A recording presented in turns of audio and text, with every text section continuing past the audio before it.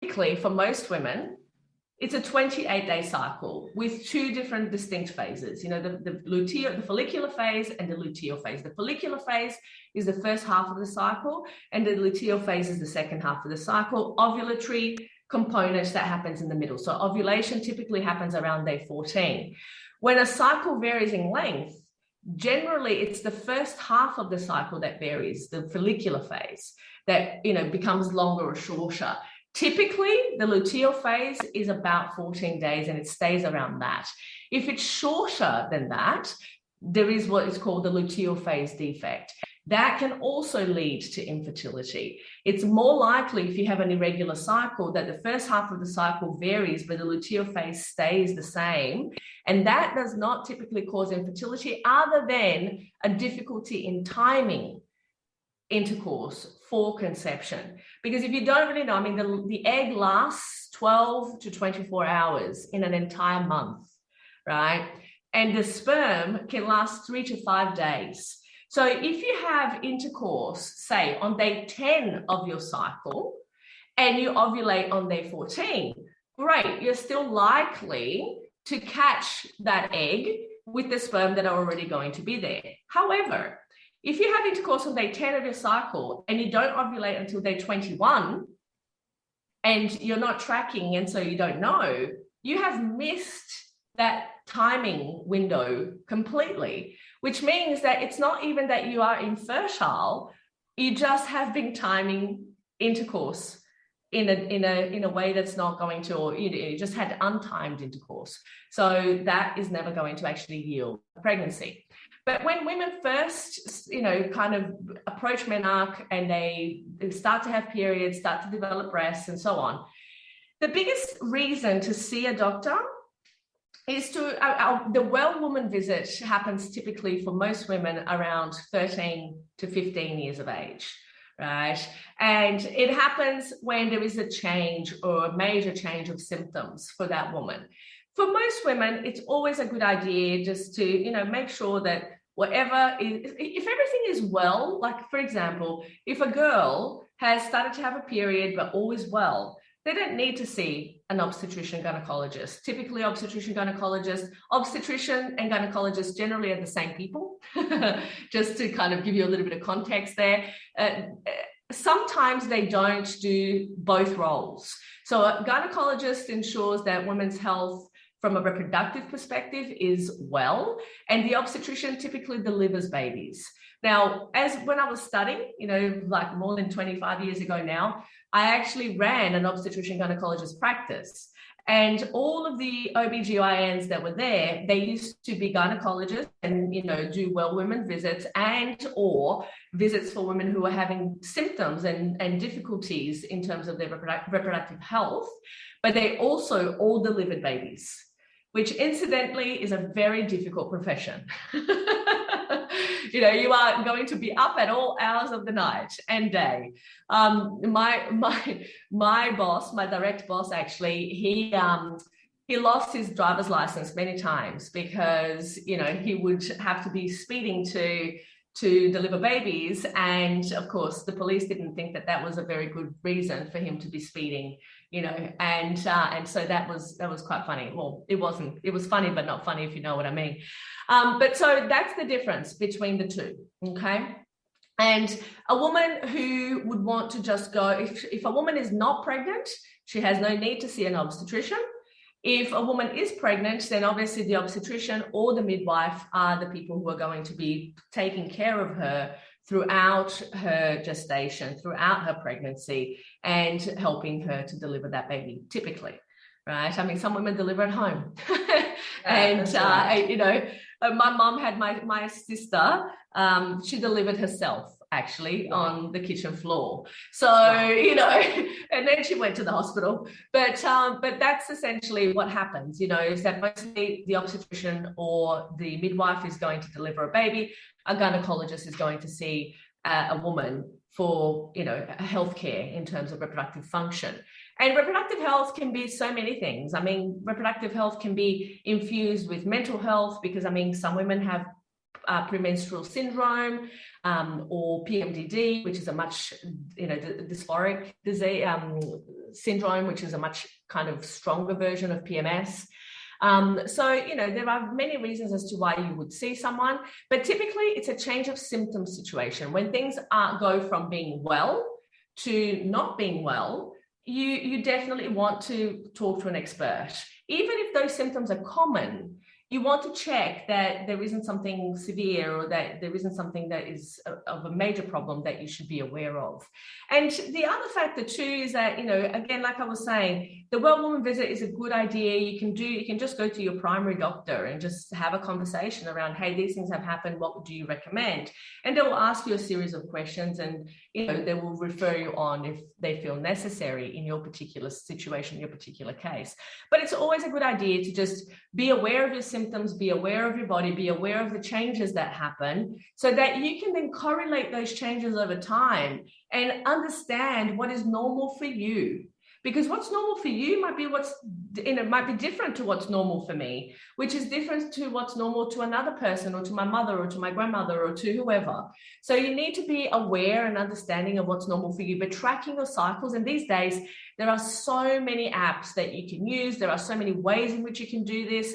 But I find that tracking your cycles is the number one paramount action that a woman has to take to be empowered about her reproductive health, whether it's because she wants to avoid conception or because she wants to achieve conception.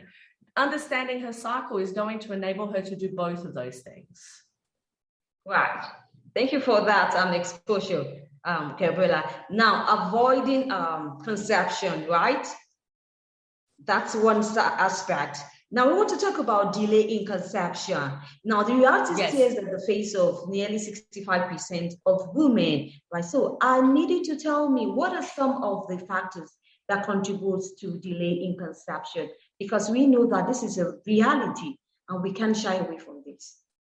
Yeah, absolutely. I mean, look, 1 in 6 couples is infertile or experience, difficulty in conceiving. And this is globally. So because I know that we have a short time frame for me to answer this question, what I think that will be the most useful thing for your audience, I'm more than happy to gift anyone listening to this. They can go to the show notes of your show and, I'll give you all the details. And I'm more than happy to gift a copy of my book, Fertility Breakthrough, Overcoming Infertility and Recurrent Miscarriage When Other Treatments Have Failed. Because in that book, and it's actually available for free on Spotify, people can listen to it. They can listen to it on audible.com. So, the biggest thing that people need to understand in terms of when conception is delayed is to get to the bottom and the absolute clarity of why it's happening. Still to this day, 40% of infertility is diagnosed as unexplained. Amabola, let me ask you this question. When was the last time that you solved a problem that you did not know you have? Gabriela, you caught me napping here. I know. And you see, that is the answer that, essentially every person has, because the truth is, how can you solve a problem that you don't know you have?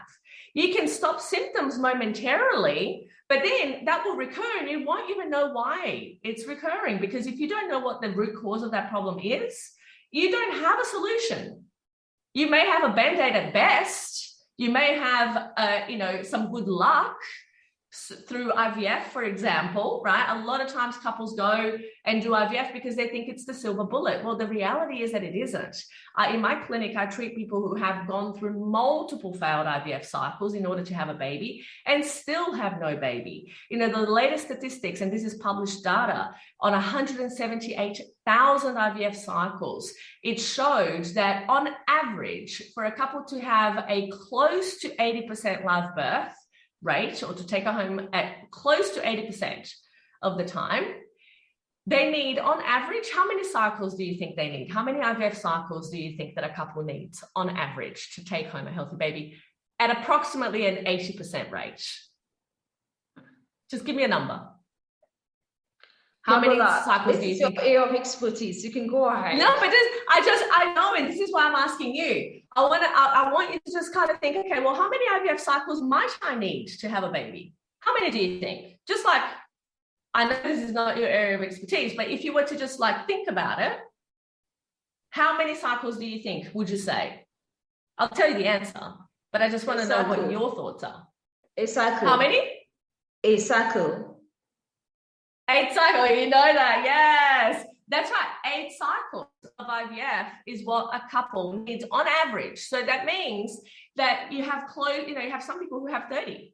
And then you have some people who end up with less than that. But the truth is that for the vast majority of couples, it's not a situation where you go and do IVF and it works. It's only about 30% of the time in a cycle it works. So the truth of the matter is that until we understand what are we dealing with and why do we need IVF, we are going to, for the most part, keep going around in circles.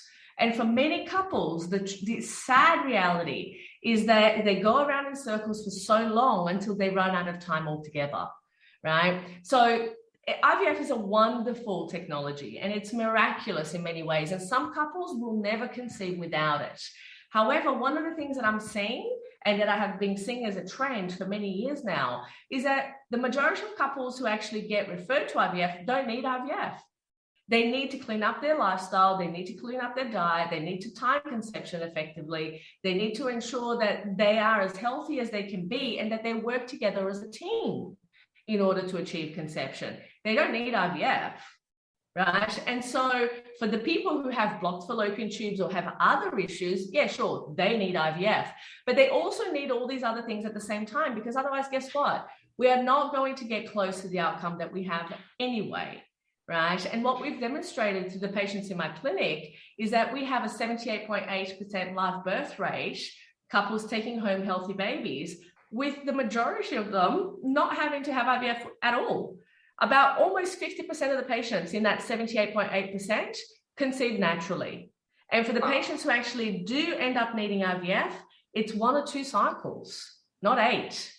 That's right. So this is the power of dealing with a problem you understand you have, as opposed to, unexplained infertility. So that's the difference. And I think that, for the most part, that distinction is missed in many cases and many situations, which is a great disservice to the patients who not only spend thousands of dollars to try and have a baby, but then who on top of that end up with no baby, because they didn't actually really truly understand what was the problem they were trying to solve to begin with.